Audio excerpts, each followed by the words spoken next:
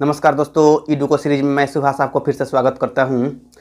पिछले वीडियो में हम लोग देखे थे अंतः विभाजन के बारे में। देखिए क्या होता है कि दो अलग अलग बिंदु होता है, जैसे में कि यहाँ x1 y1 और x2 y2 और बीच में अगर कोई एक अन्य बिंदु होता है जो कि दोनों को विभाजित करता है, तो यह इधर से m1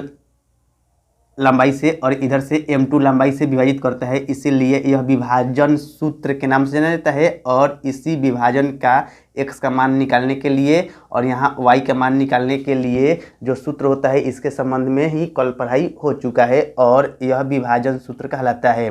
तो इसी विभाजन सूत्र से ही एक और अगला टॉपिक बनता है। तो अगर आप लोग पहले विभाजन सूत्र में अंतः विभाजन सूत्र के बारे में नहीं जानते हैं, नहीं देखे हैं, तो पहले उसे पिछला वीडियो देख ले, क्योंकि उसको डिस्क्रिप्शन बॉक्स में दिया हुआ है लिंक और प्लेलिस्ट भी बना दिया गया है। देखिए क्या है कि अगर आप लोग चैनल पर नए हैं तो सबसे पहले चैनल को सब्सक्राइब कर ले और घंटी को बेल आइकन बजा दे। तब क्या होगा कि आपके पास रेगुलर ऐसा वीडियो पहुंचेगा जिससे कि तैयारी बहुत अच्छा से हो पाएगा। देखिए क्या है कि हम लोग आज अभी हम पढ़ने वाले हैं कि अंतः विभाजन। तो अंतः विभाजन होता क्या है, जैसे कि यहाँ मध्य विभाजन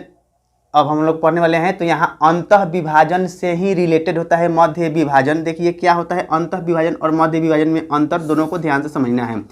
देखिए क्या है कि मान लीजिए कि एक यहाँ इस अंतिम छोर पर एक बिंदु है, इस अंतिम छोर पर भी एक बिंदु है।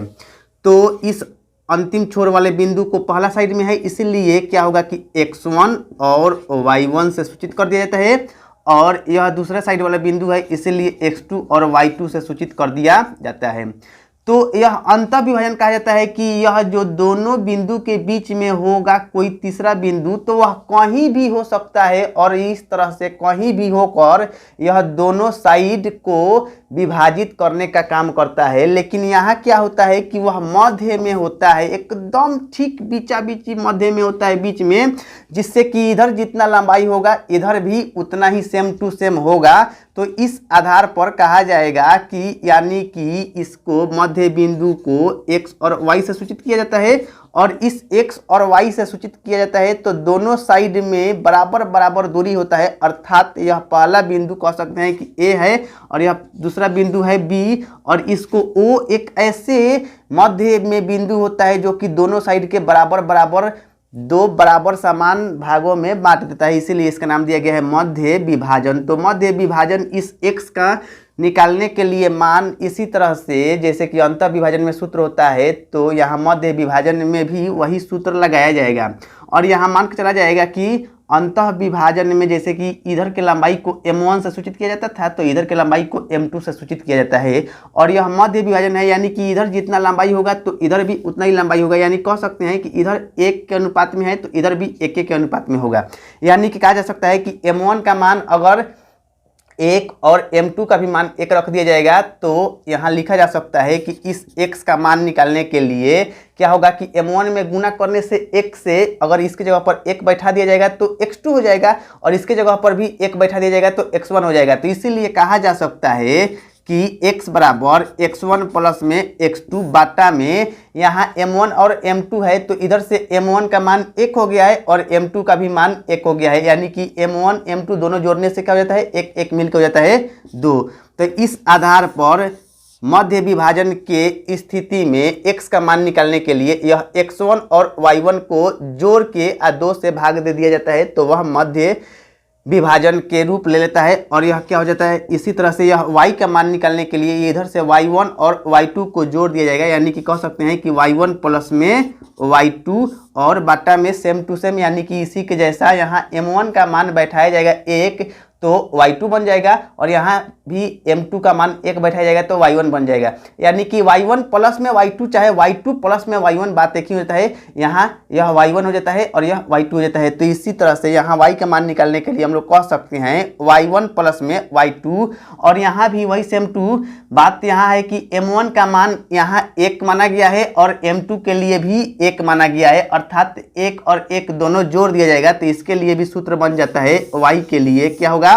y बराबर y1 प्लस में y2 बटा में 2। तो यह मध्य विभाजन के नाम से जाना जाता है। मध्य विभाजन में अगर x का मान निकालना होगा तो इस सूत्र को लगा दिया जाता है, और y का मान निकालना होता है तो इस सूत्र को लगा दिया जाता है। तो इससे संबंधित हम लोग अब कुछ सवाल देखेंगे।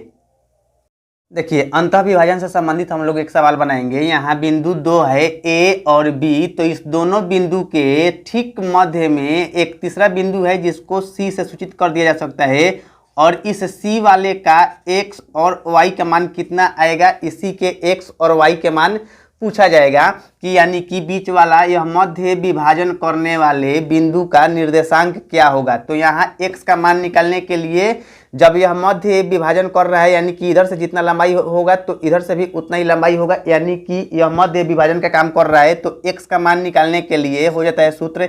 x1 प्लस में x2/2, यानी कि यहाँ x1 का मान कितना है 6 प्लस में यहाँ x2 का मान कितना है 8/2, यानी कि अगर इसको जोड़ दिया जाएगा तो हो जाएगा 14/2, तो कट जाएगा तो पूरा कितना 7, यानी कि x का मान कितना आ गया, x का मान 7 आ गया। इसी तरह से y का भी मान निकाला जा सकता है। तो y का मान कितना हो जाएगा, y बराबर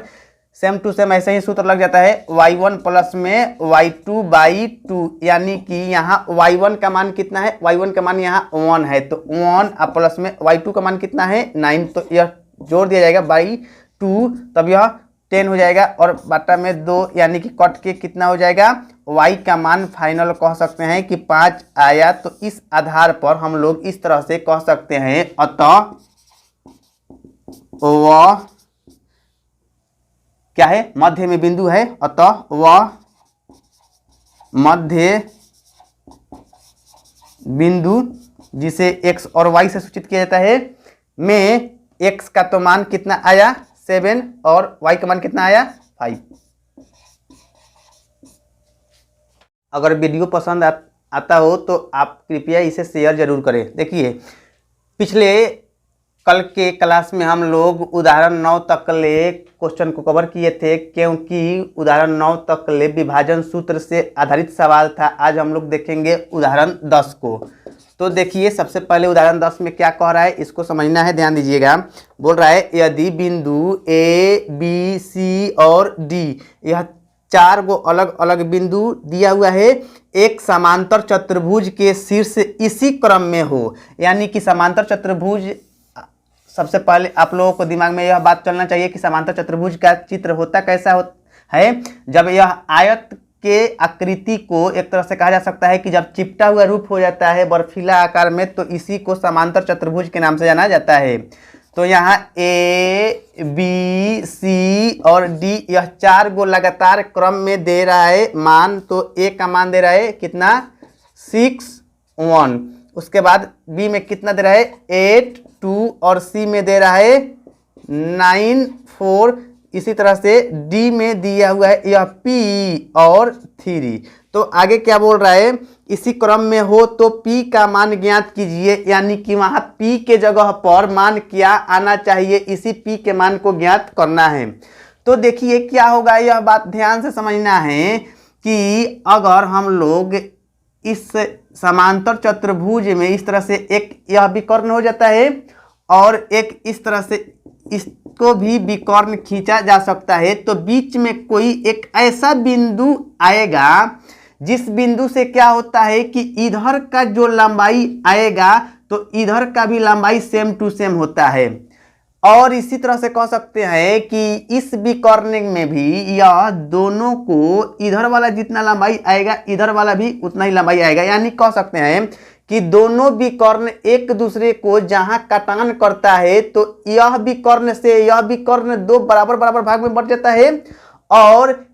इस विकर्ण को भी यह विकर्ण 2 बराबर बराबर भाग में बांट देता है। तो इस आधार पर यहाँ का जो बिंदु होगा जरूर कोई ना कोई एक ऐसा बिंदु होगा जो कि दोनों साइड से बराबर का काम करेगा। देखिए, कहा जा सकता है कि इस विकर्ण के लिए यह जो मध्य में बिंदु आएगा x और y, तो इसी तरह से इस विकर्ण के लिए भी वही बिंदु आएगा,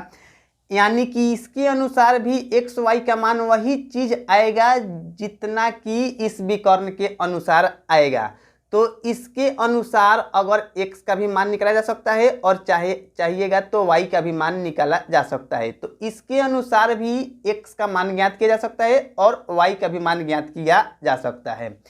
तो क्या होगा कि इसके अनुसार हम लोग एक बार और एक बार इसके अनुसार दोनों को तुलना करवाया जाएगा और यहाँ देखा जाएगा, यानी कह सकते हैं कि x1 प्लस में x2, यानी कि x1 प्लस में x2 बाई 2, यह x के मान निकालने के लिए, और फिर से इसी y का मान निकालने के लिए क्या हो जाएगा कि y1 प्लस में y2 बाई 2, यह हो गया इसके अनुसार। अब हम लोग देखेंगे इस विकर्ण के अनुसार, यानी कि इस विकर्ण के अनुसार कह सकते हैं कि P सूत्र ही पहले लिख दिया जाए, x1 प्लस में x2 बाई 2, और जब y का मान निकालना होगा तो कह सकते हैं यह y1 और यह हो जाएगा y2, यानी कि कह सकते हैं कि y1 प्लस में y2 बाई 2। तो इस आधार पर इसका मान बैठाया जाएगा तो हो जाएगा 6 प्लस में 9, यानी कि इसके अनुसार 6 प्लस में 9 बाई 2, और यहाँ से 1 प्लस में 4, 1 प्लस 4 बाई 2, और इस आधार पर इसके अनुसार जब चला जाएगा तो कहा जा सकता है कि P प्लस 8 बाई 2, और यहाँ से 3 प्लस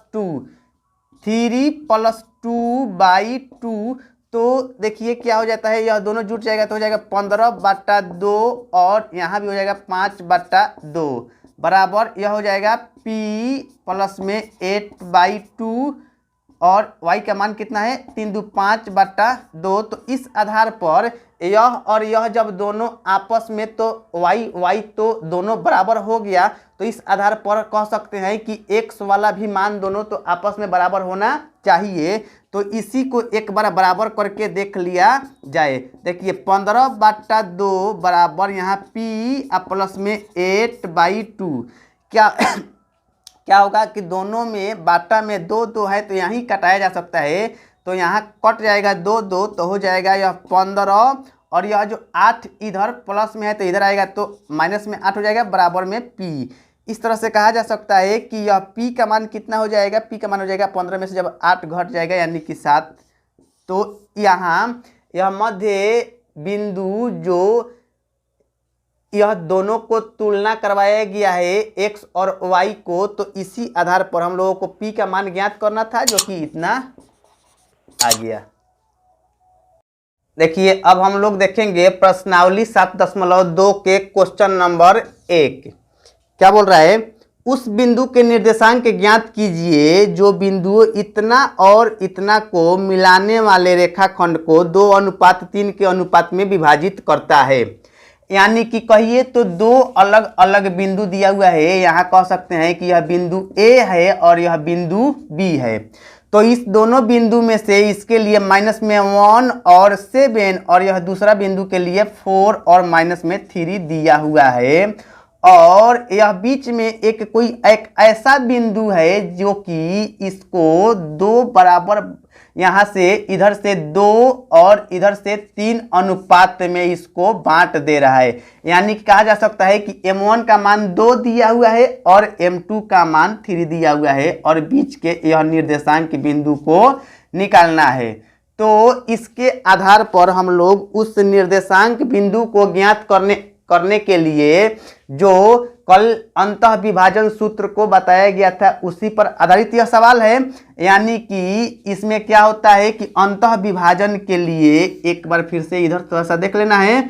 इधर से x1 और y1 जो होता है और x2 और y2 जो होता है, इसको अगर कोई भी एक बीच में ऐसा बिंदु जो कि इसे 2 टुकड़ा में विभाजित कर देता है, तो इसीलिए इसको अंतः विभाजन कहा जाता है, और इसको x y से सूचित किया जाता है। तो इधर के लंबाई को m1 और इधर के लंबाई को m2 से सूचित किया जाता है। तो इस आधार पर इस x का मान निकालने के लिए हो जाता है सूत्र m1 x2 प्लस में, यह जो x का बात चल रहा है इसीलिए x लगा दिया जाएगा, m1 x2 प्लस में m2 x1। यहाँ जब m चलेगा 1 तो x चलेगा 2 और m चलेगा 2 तो x चलेगा 1 बाई हो जाएगा m1 प्लस में m2, यानी कि यह x का मान निकालने का सूत्र बन गया। इसी तरह से इस y का मान निकालने के लिए सूत्र बन जाता है क्या,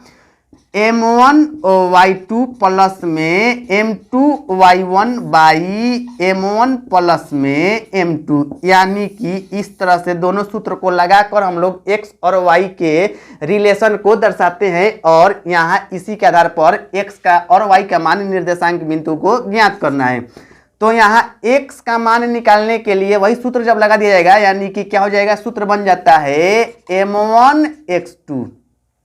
प्लस में m2 x1 by m1 plus में m2, यानी कि यहाँ x का मान देखिए क्या होगा कि m1 का मान इधर से कितना है 2 इंटू x2 कितना है, यहाँ x2 का मान 4 है तो 4 प्लस में m2, तो m2 कितना है 3 इंटू x1, तो x1 कितना है -1, तो इस -1 में बैठा दिया जाएगा और बाई m1 प्लस में m2, m1 का मान 2 और प्लस में m2 का मान 3 है तो इसको बैठाया जाएगा 4 दूनी 8, यहाँ प्लस माइनस माइनस में 3 बट्टा में 3 दू 5, यानी कि घटेगा तो हो जाएगा 5/5। तो यह 5/5 कट के कितना हो जाएगा 1, यानी कि कह सकते हैं x का मान कितना आया 1। इसी तरह से y का मान निकालने के लिए क्या हो जाएगा, सेम टू सेम ऐसा ही सूत्र बैठा दिया जाएगा m1 y2 प्लस में m2 y1 बाटा में m1 प्लस में m2, यानी कि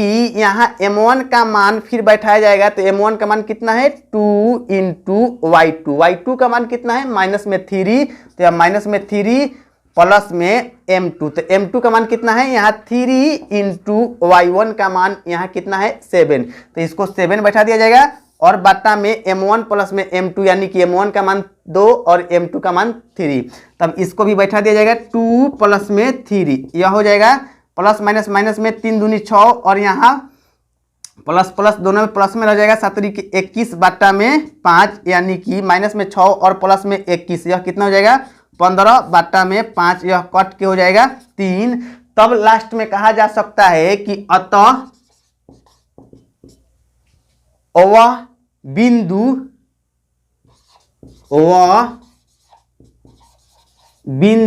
जो x और y से सूचित किया जाता है का मान x के लिए कितना आया है 1 और y के लिए कितना आया है 3। हो गया आंसर। अब हम लोग देखेंगे क्वेश्चन नंबर 2।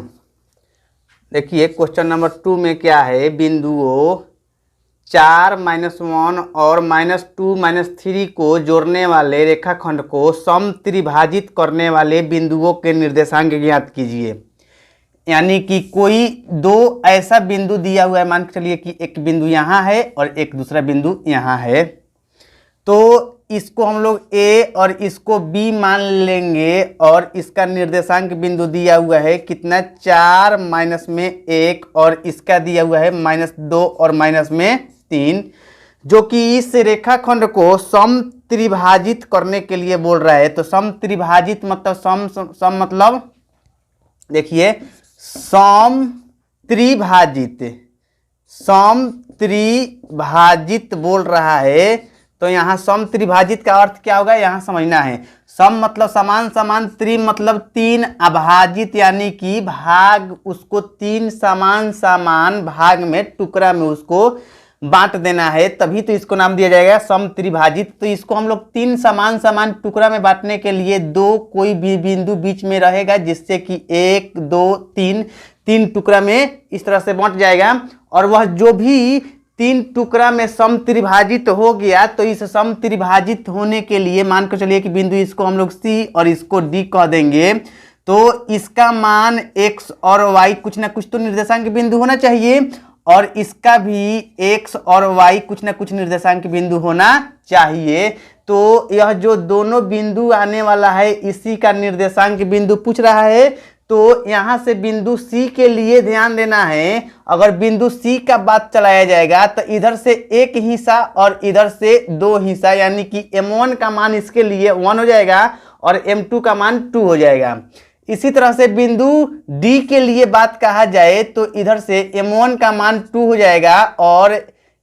इधर से m1 का मान 2 हो जाएगा और m2 का मान 1 हो जाएगा, जो कि समत्रिभाजित कर रहा है। तो सबसे पहले हम लोग बिंदु C के लिए निर्देशांक ज्ञात करेंगे और इस कंडीशन में भी x y दोनों का मान निकालना है, और बिंदु D का भी निर्देशांक बिंदु ज्ञात किया जाएगा, जिसमें कि इसमें भी x और y दोनों का मान ज्ञात करना है। तो देखिए सबसे पहले हम लोग लिख दें कि बिंदु C के लिए क्या लिखा जाए, बिंदु C के लिए, यानी कि बिंदु C के लिए x और y दोनों का मान निकालना है। तो x और y के दोनों का मान निकालने के लिए, यानी कि x बराबर क्या होता है,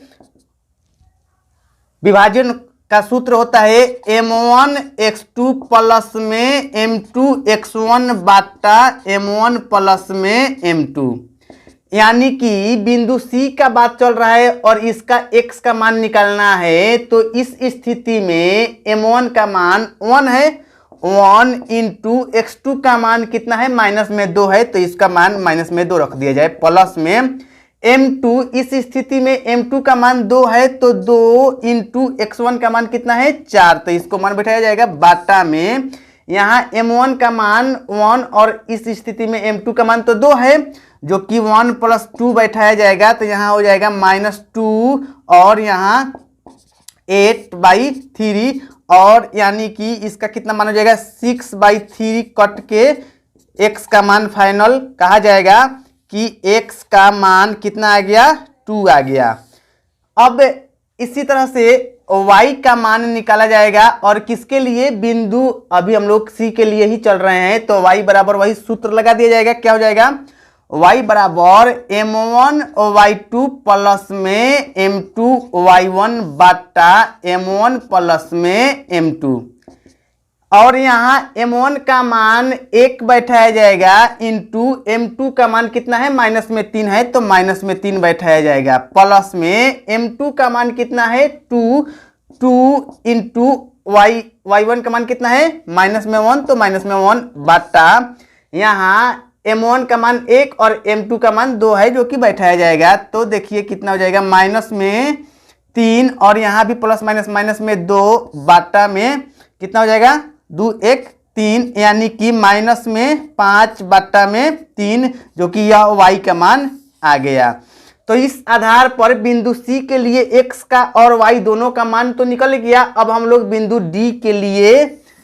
इसका भी निर्देशांक बिंदु अर्थात x और y दोनों का मान ज्ञात करना है। तो लिखा जाएगा बिंदु D के लिए, क्या लिखा जाएगा, बिंदु D के लिए। तो जब बिंदु D के लिए निकालना है x और y का मान, तो x के लिए सबसे पहले सूत्र बन जाएगा वही, क्या हो जाएगा, m1 x2 प्लस में m2 x1 by m1 plus में m2। और यहाँ इस बिंदु D के लिए m1 का मान 2 हो जाएगा और m2 का मान 1 हो जाएगा। तो m1 का मान 2 इंटू यहाँ x2 का मान कितना है, x2 का मान है माइनस में 2, तब इसका मान बैठा दिया गया, प्लस में m2, तो m2 का मान इधर से कितना है, इसके लिए 2 है, 1 है, तो 1 इंटू x1 का मान कितना है 4, और बाटा में m1 का मान कितना हो जाएगा 2 प्लस में 1, तब यहाँ प्लस माइनस माइनस में 4 और यहाँ प्लस में 4/3, यानी कि 0/3। तब इस तरह से कहा जा सकता है कि x का मान कितना आ गया, 0 आ गया बिंदु D के लिए। अब हम लोगों को बिंदु D के लिए ही y का मान निकालना है, तो y बराबर क्या हो जाएगा, y बराबर m1 y2 प्लस में m2 y1 बाटा m1 प्लस में m2। तब यहाँ बिंदु D के लिए m1 का मान कितना हो जाएगा 2, जो कि बैठाया जाएगा 2,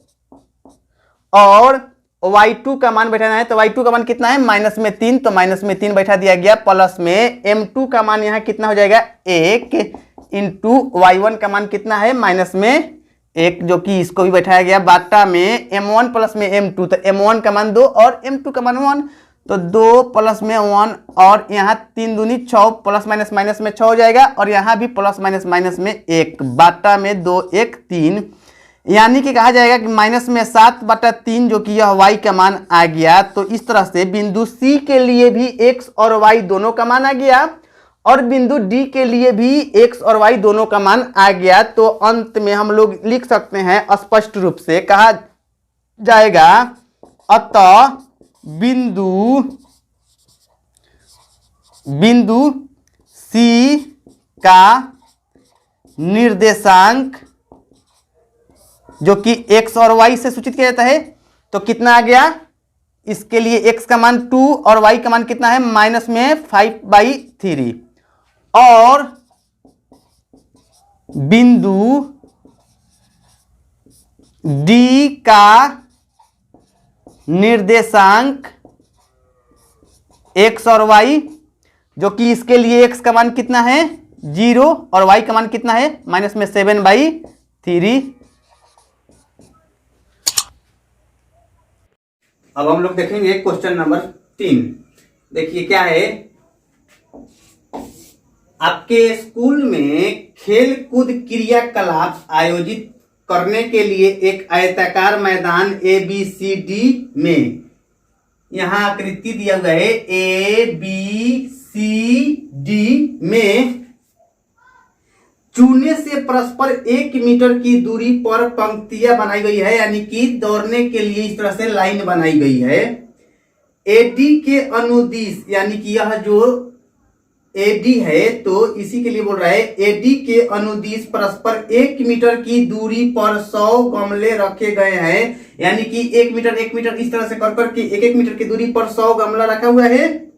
जैसा कि आकृति 7.12 में दर्शाया गया है, यानी कि बबल की आकृति में दिया हुआ है। निहारिका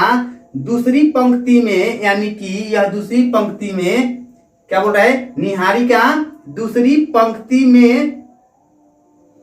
AD के 1/4 भाग के बराबर दूरी दौड़ती है, यानी कि यह AD का जितना भी लंबाई है पूरा 100 मीटर है, तो उसमें से कितना इसको निहारिका का जो दौड़ने का दूरी है पूरा AD के 1/4 यानी कि पूरा 100 मीटर के दूरी में से 1/4 का मतलब कि 25 मीटर के दूरी वह तय की है। और इसी तरह से आगे बोल रहा है और वहां एक हरा झंडा गाड़ देती है, और यहां से जाने के बाद में यानी कह सकते हैं कि 25 मीटर की दूरी तय करने के बाद में निहारिका उसी दूसरा लाइन पर 25 मीटर की दूरी 1/4 दूरी तय करके 25 मीटर की दूरी पर एक हरा झंडा गाड़ दी है, और वहां एक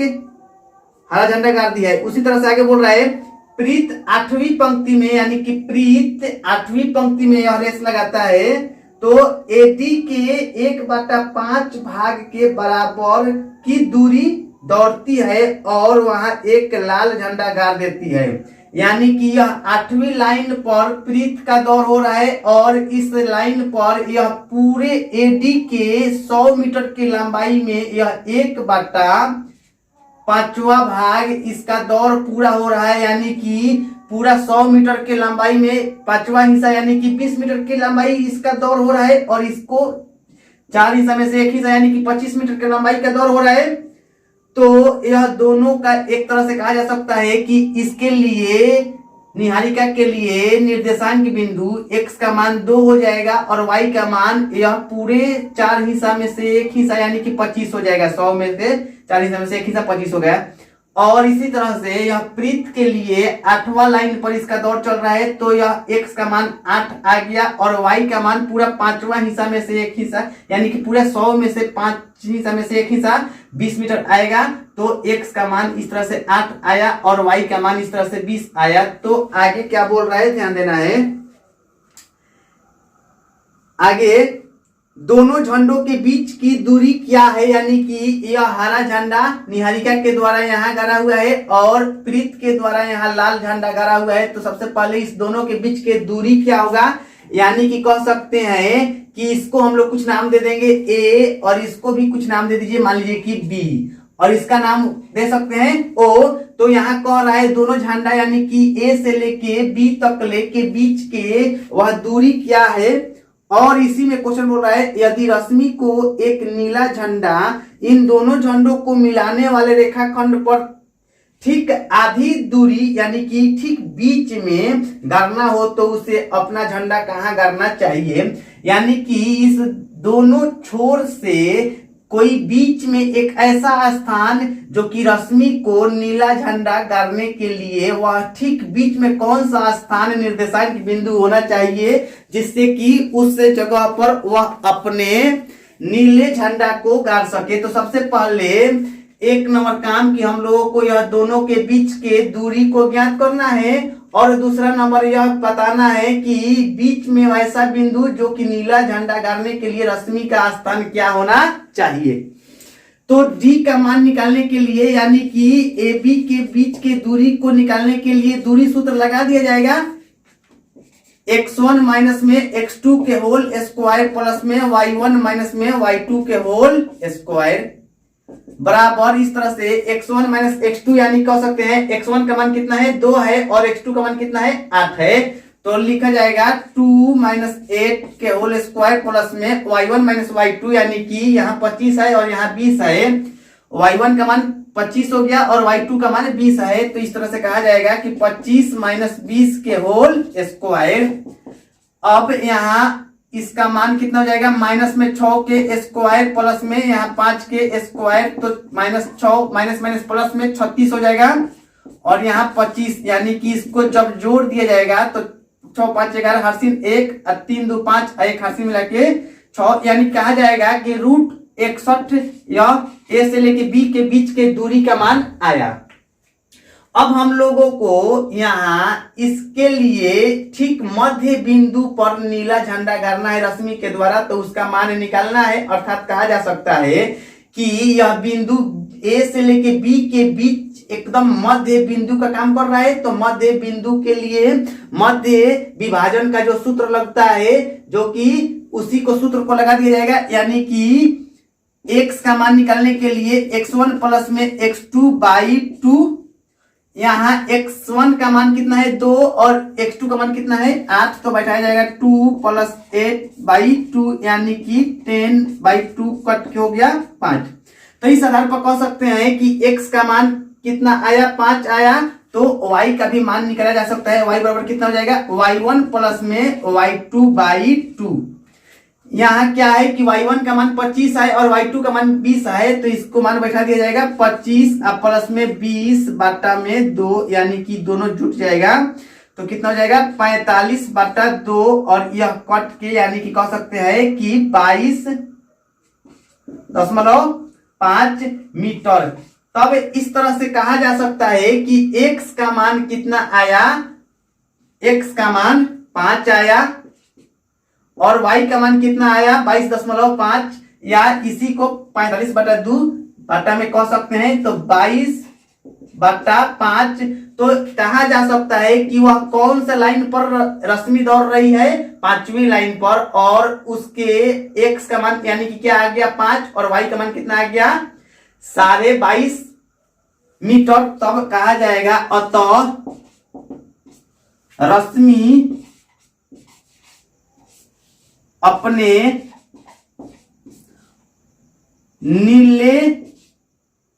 नीला झंडा गाड़ने के लिए 5वीं लाइन पर 22.5 मीटर की दूरी तय करेगी।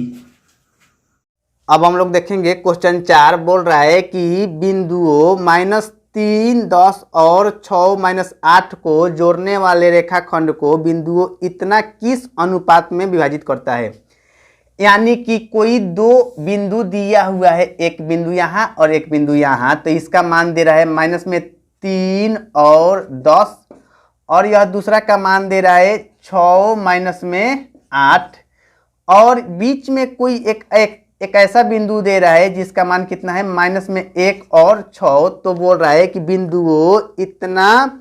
और इतना को जोड़ने वाले रेखाखंड को, यानी कि बीच में दोनों को क्या कर रहा है, जोड़ने का काम कर रहा है, जोड़ने वाले रेखाखंड को बिंदुओं इतना किस अनुपात में विभाजित करता है। यानी कि इधर से कह सकते हैं कि ए बी और इसको हम लोग ओ से सूचित किया जाएगा, तो कह सकते हैं कि इधर का m1 का मान और यह m2 का मान ज्ञात करने के लिए इसी का अनुपातिक मान निकालने के लिए कह रहा है। तो देखिए यहाँ हम लोग क्या हो जाएगा कि अनुपातिक मान को ज्ञात करने के लिए चाहिएगा तो x के अनुसार भी बनाया जा सकता है, या फिर चाहिएगा तो y के अनुसार भी बनाया जा सकता है अनुपात को ज्ञात करने के लिए।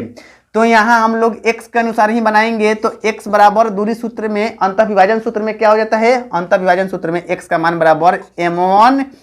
x2 प्लस में हो जाता है m2 x1 बाटा m1 प्लस में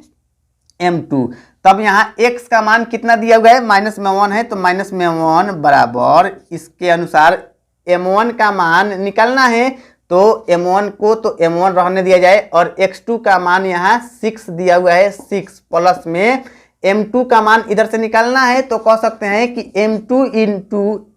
x1 का मान कितना है, माइनस में 3, तो माइनस में 3 बाई m1 प्लस में m2। अब इसको अगर तिर्यक गुना किया जाएगा तो माइनस में m1 और यहाँ भी प्लस माइनस माइनस में m2 बराबर यहाँ हो जाएगा